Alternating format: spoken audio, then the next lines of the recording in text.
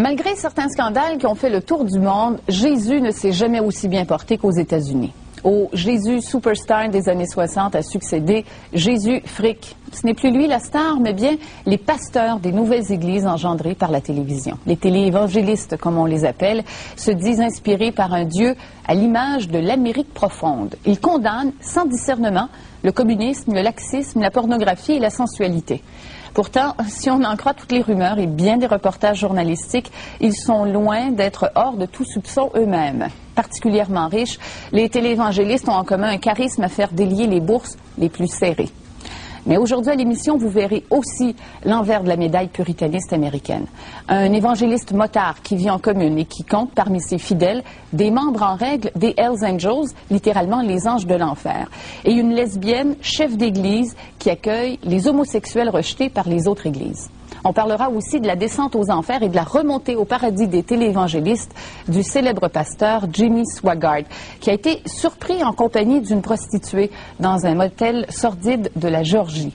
À La Vie en vrac, aujourd'hui, on vous présente Jésus fric, un reportage de Claude Couder et Tony Comiti qui nous font découvrir ces drôles de prophètes et leurs millions de fidèles.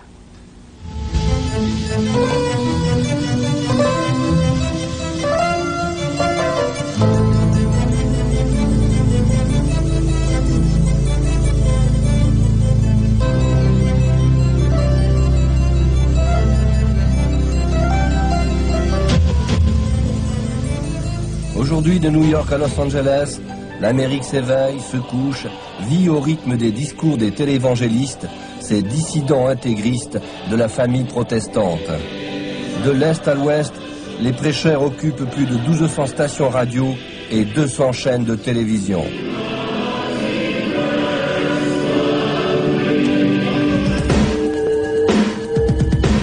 Newport Beach, à quelques kilomètres de Los Angeles.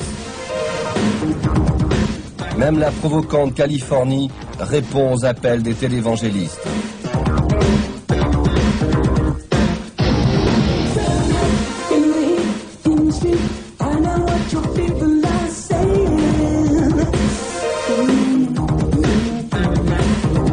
Certes, l'exubérance, le soleil sont toujours au rendez-vous, mais partout, on évoque le nom de Jésus.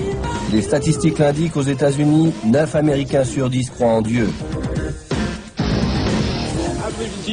Je crois très très fort en Jésus-Christ. J'y crois, vous savez, c'est ma voix. Vous parlez comme un pasteur, vous en êtes un? Non, je suis un simple croyant. Ce que signifie Dieu pour moi? Quelqu'un qui me donne de l'inspiration, quelqu'un qui me donne une raison de croire, d'avoir de l'espoir dans ce monde. Oui, c'est mon ami personnel. En cherchant notre identité, nous arrivons à la seule possibilité, c'est-à-dire Dieu. Derrière ces propos, derrière ces images d'éternelles vacances, se cachent d'autres images qui font de Los Angeles la deuxième ville du crime aux USA.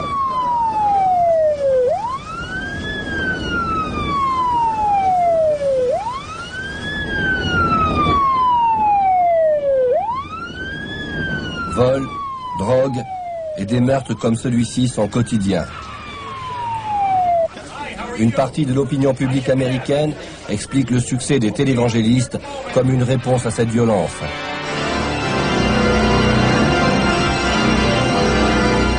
Non loin des plages californiennes, Garden Grove et sa cathédrale de verre.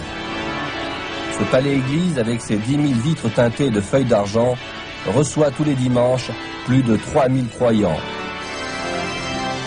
Son coût, la bagatelle de 18 millions de dollars, soit 108 millions de francs.